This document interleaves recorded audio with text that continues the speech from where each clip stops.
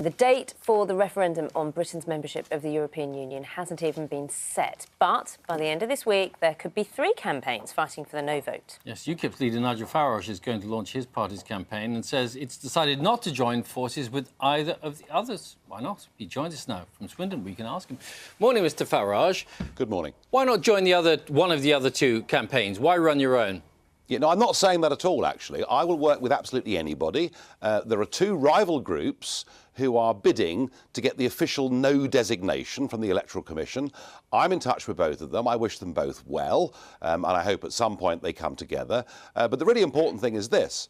The Yes campaign has started. I mean, literally every week we see a Richard Branson or a Tony Blair or a Lord Mandelson telling us why we must stay in the EU and why we must vote yes. And it's time the No campaign got cracking. And that, UKIP's in a good position to do that. Right. So you're going to launch your campaign this week. There are already 2 other campaigns, so by definition that makes you separate from the other 2.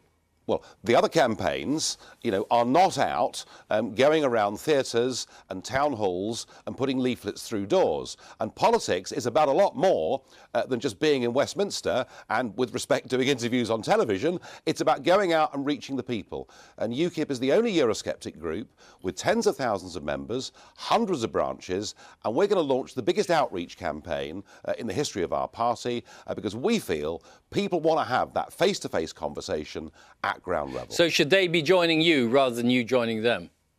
Ultimately, there will be a group that gets the official no designation, and we will do absolutely everything we can to work in harmony with them. But I'm not going to sit around and wait whilst the Yes campaign is out there, is active and is busy. And who should be leading the No campaign? I've absolutely no idea. We'll have to wait for the official designation. More important than who leads the No campaign is that the No campaign starts. And actually, if you look at what's happened in politics over the course of the summer, we had the immigration figures out last week. We've seen the scenes at Calais and very much worse in Hungary and Austria and elsewhere. And now the question of open borders and immigration is the #1 issue in the minds of the British voters by an absolute mile over every other issue. And the argument that I want to take to the country is we can only control who comes to Britain. Yeah. We can only put in place an Australian-style point system for judging who should come here if we break our links with political union with Brussels. Right, and those arguments still to come. But in terms of the actual campaigning, you are the standard bearer for UKIP. So doesn't that make you the obvious choice to lead the No campaign? Well, Nicola Sturgeon leads the SNP. She's going to be supporting the Yes side, doing her own thing. Labour had previously said that Alan Johnson would lead their campaign and they'd be doing their own thing. There are lots of groups on both the Yes and the No side in this campaign. I think to obsess at the moment about who will lead the campaign in the last few weeks is perhaps to put the cart before the horse. The important thing is to get a nationwide campaign going, and that's exactly what we're going to launch this week. All right. There's more to this debate, though, much more than just talking about migrants, isn't there? Well, of course, there is who governs Britain. Can we make our own laws in our own parliament?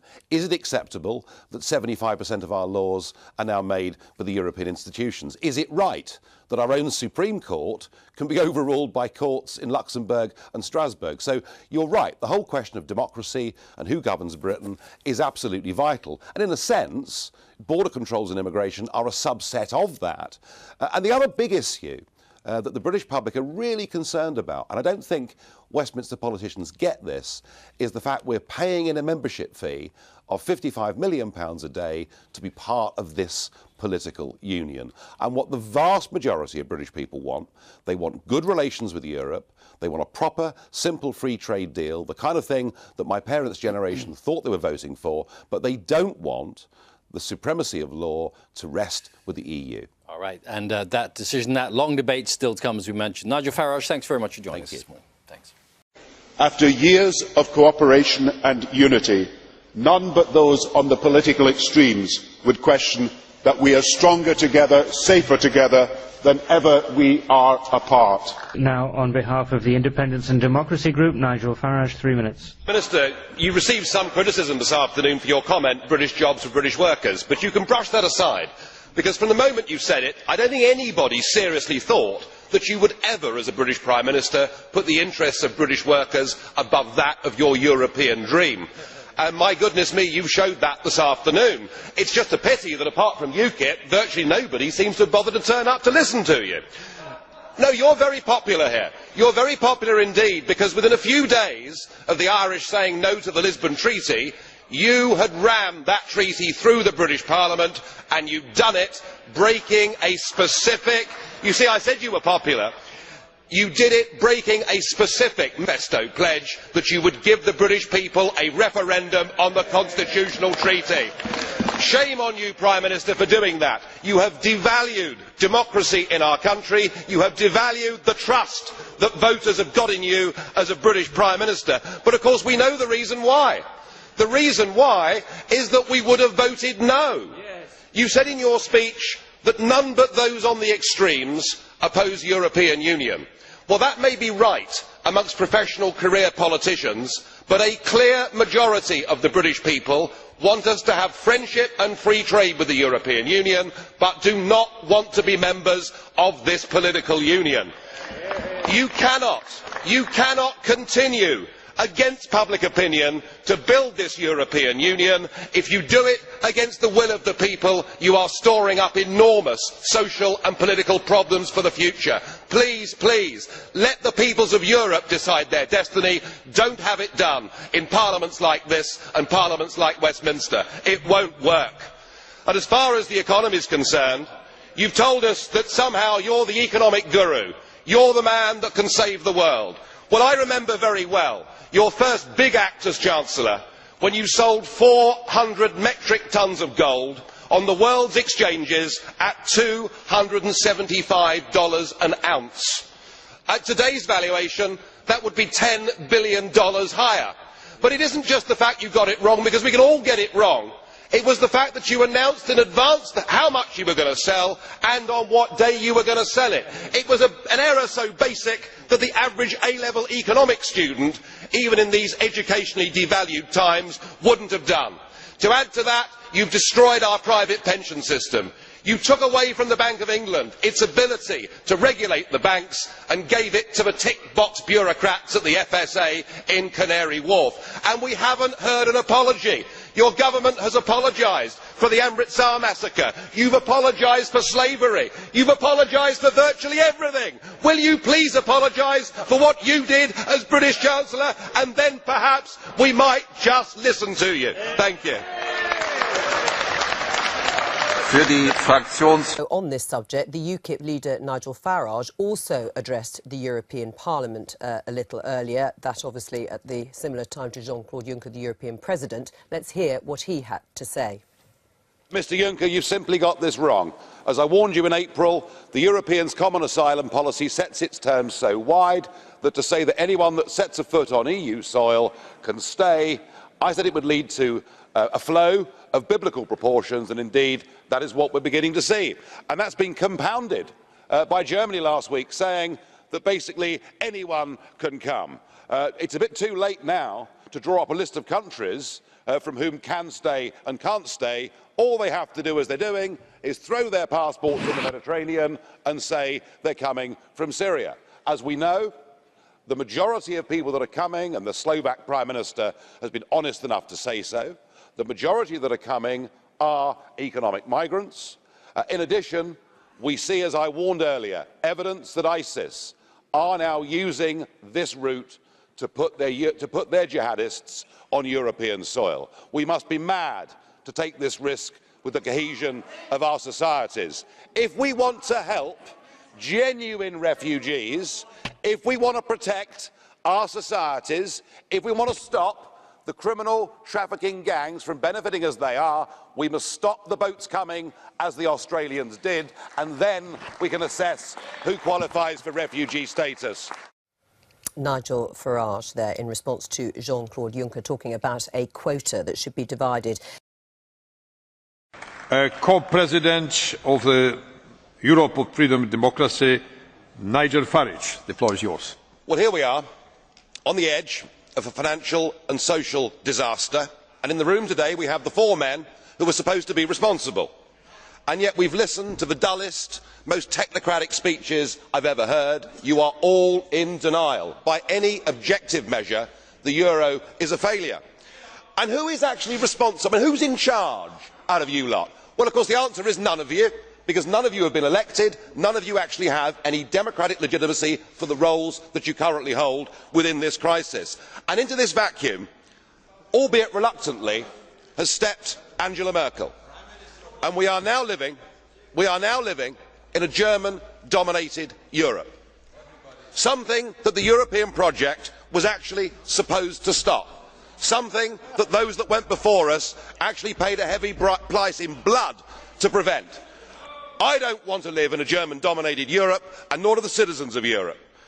But you guys have played a role, because when Mr Papandreou got up and used the word referendum, or Mr Rehn, you described it as a breach of confidence, and your friends here got together like a pack of hyenas, rounded on Papandreou, had him removed and replaced by a puppet government. What an absolutely disgusting spectacle that was. And not satisfied with that, you decided that Berlusconi had to go. So he was removed and replaced by Mr Monti, a former European Commissioner, a fellow architect of this euro disaster, and a man who wasn't even a member of the Parliament. It's getting like an Agatha Christie novel, where we're trying to sort of work out who's the next person that's going to be bumped off. The difference is we know who the villains are. You should all be held accountable for what you've done. You should all be fired. And I have to say, Mr Van Rompuy, 18 months ago when we first met, I was wrong about you. I said you'd be the quiet assassin of nation-state democracy, but you're not anymore. You're rather noisy about it, aren't you? You, an unelected man, went to Italy and said this is not the time for elections, but the time for actions. What in God's name gives you the right to say that to the Italian people? Thank you. The next speaker, colleague Philip Klaes. Ja, dank u. Thank you very much, President. If one part of community policy, then you need more community policy. That is the axiom, the dog. Well, there's this crazy idea that there should be a total smoking ban in Stony Stratford, and it's going to be voted on by the local council here on Tuesday. Needless to say, the vast majority of people, whether they're smokers or non-smokers, are against this. It's just going too far.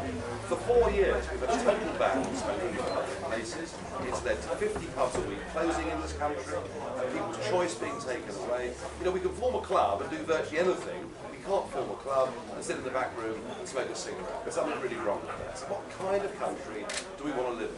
Do we want these dreadful people telling us whether we can smoke, whether we can drink?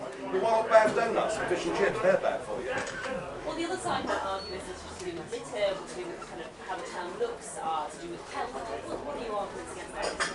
Well, I suspect that if Stony Stratford is stupid enough to vote for this on Tuesday, you don't need to worry then about the town, because there won't be any shops, there won't be any pubs, there won't be any shoppers, there won't be any traffic. You can turn it into a museum. People often stop shopping if you can't smoke, though. Well, you know, 1 in 4 of the population does smoke, like it or not.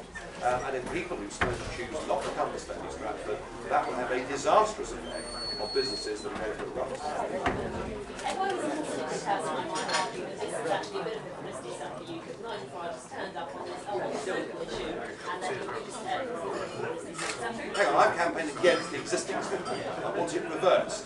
I want pubs to be able to have separate smoking rooms.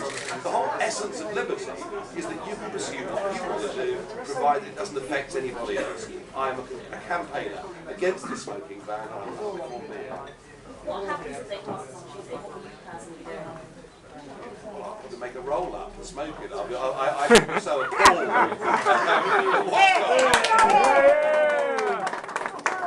I mean, if they do it, I will come here and smoke it. If I'm the first person to be fined, it's written. Sorry. Just while I thought you had, I want to ask you That's what it's called. Now they're really going bankrupt, aren't they? We've got so much going on at the moment. Just Oh, I say. Forget the you're going to do it with a pint?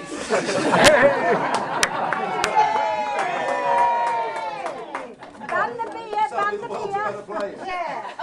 Can't drink Well, they'll ban that next, don't worry. Outside. Okay, the situation in Europe as it continues, your take on the issue is? Dire.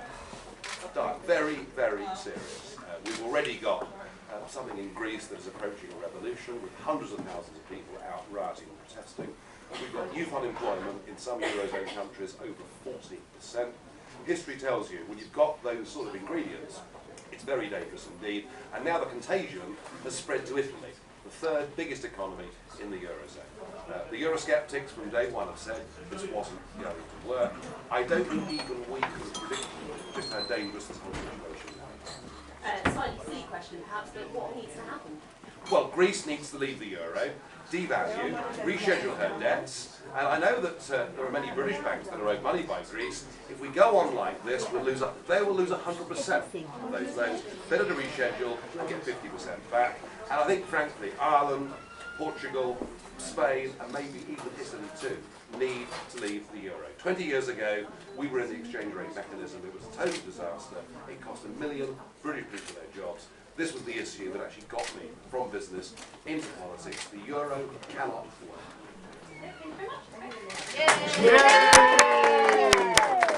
Group, Mr. Farage. Well, congratulations, everybody. David Cameron had you worried for a bit. You thought he was even a Eurosceptic, but it's okay. You've had a quiet word with him, and the real David Cameron was back. Whatever happened to the veto? No more vetoes anymore. Indeed, Mr. Cameron is now actively supporting this quite despicable pact, this plan to destroy and humiliate nation states that do not live up to a Germanic view of how economies ought to be run. Now, I must say, I thought the weekend's proposals from the German finance ministry that came out, suggesting that a European commissioner and his staff occupy a big building in Athens and take over the running of the country, a Gauleiter, some may say, I thought it must be a joke. I thought it can't, possibly even this EU could not sink to those depths. But of course it was just a negotiating position. And what we've now got for Greece is diplomacy at gunpoint. It's the kind of strategy that Palmerston used against Athens back in the 19th century. Nobody can deny today that Greece is any more than a colony. And this is all a terrible, huge mistake. Greece is not a failing subsidiary company where head office needs to come in and take control. Greece is a nation with a soul, a nation with pride, with history. Goodness me, they invented democracy in the first place. They are suffering. They have youth unemployment of 50%, caused, Mr Van Rompuy, because they're in the euro. You are causing the misery in these countries, and you blather on about creating jobs and growth. None of this is actually going to happen. And remember, these people are being driven into humiliation and desperation, and desperate people do desperate things, and I am deeply fearful for what will happen in Greece if we continue with this mad course. And of course, as Mr Barroso knows, it's going to be Portugal next. Thank you. For Mr Farage, he talked about a Gauleiter. As a German, I very much object to democratic Germany being put on the same footing as the Nazi Germany. And so I would like an apology from this gentleman. Nobody in Berlin is sending Gauleiter anywhere in Europe. That is a speech full of hatred. This is incitement of hatred between European peoples. He should withdraw his words, or you should ensure that this sort of thing does not recur. Some might say, and indeed the biggest selling Sunday newspaper in Britain used that word. And if you want to talk about hatred, just look at what this European project is doing. We have German newspapers slagging off the Italians for being cowards, slagging off the Greeks for being lazy and useless, and we have Italian and Greek newspapers depicting leading figures in Germany wearing Nazi uniforms. Surely the whole point is that this project that was designed to bring us all together in peace and harmony is actually ripping us apart and bringing back nationalisms. And if there was one country I really had a go at in my speech, it was actually the United Kingdom, because I admitted the way we behaved towards Greece wasn't acceptable in the 19th century.